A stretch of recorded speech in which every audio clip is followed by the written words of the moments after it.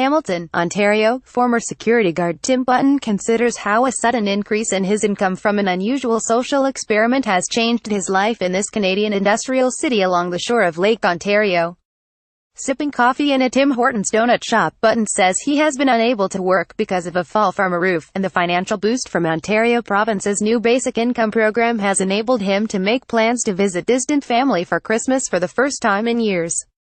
It has also prompted him to eat healthier, schedule a long postponed trip to the dentist, and taking a course to help him get back to work. "It's making a huge difference for me," Button said of the almost 60% increase in monthly benefits he started receiving in October from the Ontario government.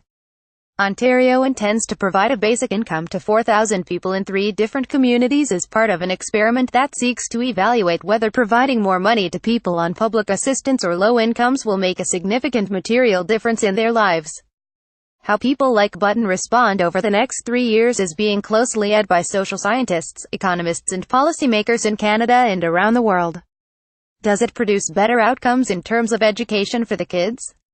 Does it produce better health status after 3 years of this kind of living? Does it produce better affinity with the workplace if there is not a total disincentive to work, said Hugh Segal, a former Canadian senator consulted by the Ontario government for the pilot project. In the experiment, anyone unemployed or with an annual income below 34,000 Canadian dollars $26,000 is eligible to take part in the program. Single people receive up to $17,000 $13,000 of basic income, and they can keep half of what they earn from working. Canadians on welfare normally would have to subtract all of what they earn from their monthly benefit, so this is considered an incentive to work. Couples get $24,000 $19,000. The idea is getting renewed interest amid concerns that technology will eliminate many jobs in the future.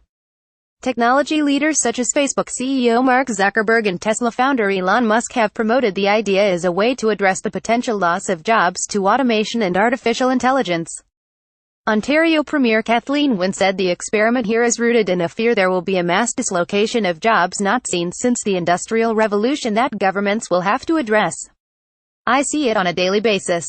I go into a factory and the floor plant manager can tell me where there were 20 people and there is one machine," Wynne said.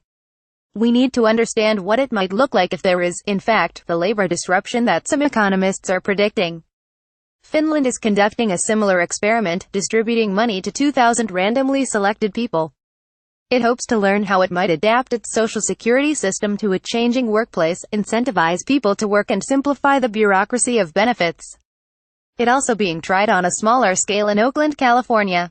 David Wakely, a labor lawyer, said it's like a great idea, but he doubts it could be rolled out on a larger scale. "I just don't think it's affordable," Wakely said. "The numbers are just completely unmanageable. The expense of this thing is huge. It is monumental." Wakely thinks it would create a disincentive to work. Other critics say it doesn't result in any meaningful change and is only a backdoor way to eventually cut other benefits. Officials running the program in Ontario have found that some people are reluctant to participate, fearing a hidden catch or being caught short when the grant runs out. So far, 400 have volunteered and have begun receiving the increased benefits. It's too soon to gauge whether it has substantially changed their lives.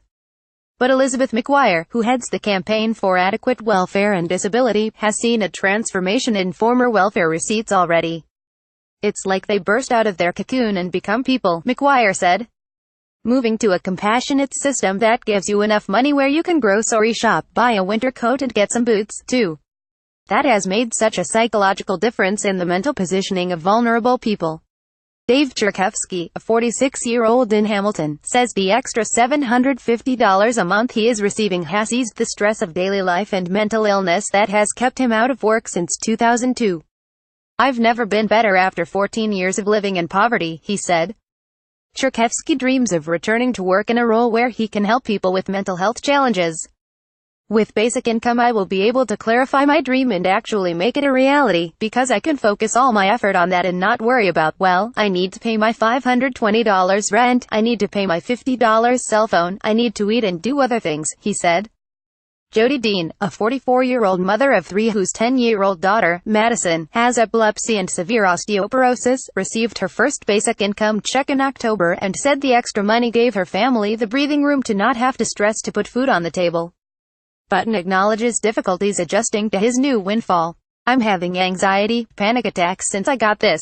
I'm not afraid to say it, he said.